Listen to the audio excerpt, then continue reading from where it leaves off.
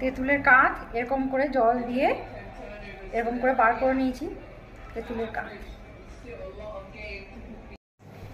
আজকে আমি টুপকির টক করে দেখাচ্ছি। টুপকি মানে হচ্ছে এই বেসনটাকে শুধু জল দিয়ে ফেটিয়ে নেব, তারপর আমি তেঁতুল দিয়ে কি করে করছি আমি দেখুন। প্রথমে অল্প একটু তেল, অল্প, তারপর 5 ফোড়ন,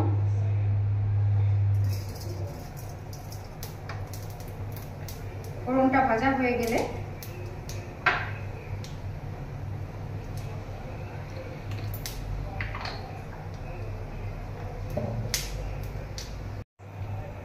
তেঁতুলের কাঁধটা দিয়ে দিলাম, সঙ্গে জল দিয়ে দিলাম, বেশ খানিকটা জল।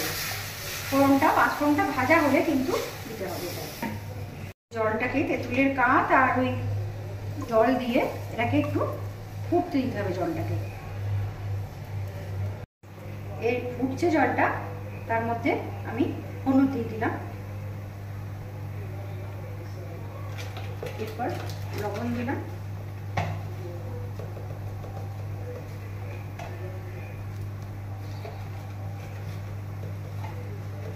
বেসনটা ফেটাবার সময় কিন্তু আমি লবণ দিইনি, এখানে একটু ঠিকঠাক মতন লবণটা দিতে হবে। আর সঙ্গে কেউ মিষ্টি চিনিও দিতে পারে, আমি এখানে গুড়ের গুঁড়ো দিলাম, জ্যাগরি পাউডার বেশ খানিকটা দিলাম।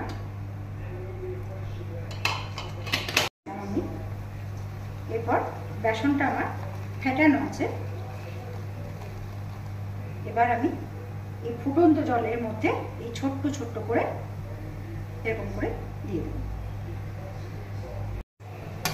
এই যে এরকম করে এরকম হয়ে যাবে জিনিসটা, একটু ফুটতে হবে, তাহলে কি হবে নুনটা, নুন টক জিনিসটা এর মধ্যে ঢুকে যাবে, খেতে খুব টেস্টি হয়। নমস্কার সবাইকে, ভালো আছেন নিশ্চয়ই? আমিও খুব ভালো আছি। রান্নাটা আপনারা করে ভাতের সাথে খাবেন, খেতে খুব টেস্টি হয়। এটাকে বলে টুপকির টক। লাস্টে আপনাদেরকে দেখাচ্ছি কেমন হয় জিনিসটা। এটা টুপকির টক, এটা একটু ঝোল ঝোল রাখতে হবে, কেননা বেসনটা ঝোলটাকে অনেকটা টেনে নেয়, তখন ঘন হয়ে যাবে বেশি না হলে। আর এই ঝোলটা খেতেও খুব ভালো লাগে, টক টক ঝোলটা।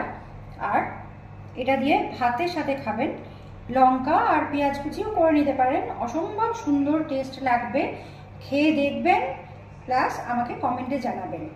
খেয়ে ভালো লাগলে তারপর লাইক করবেন। Thank you.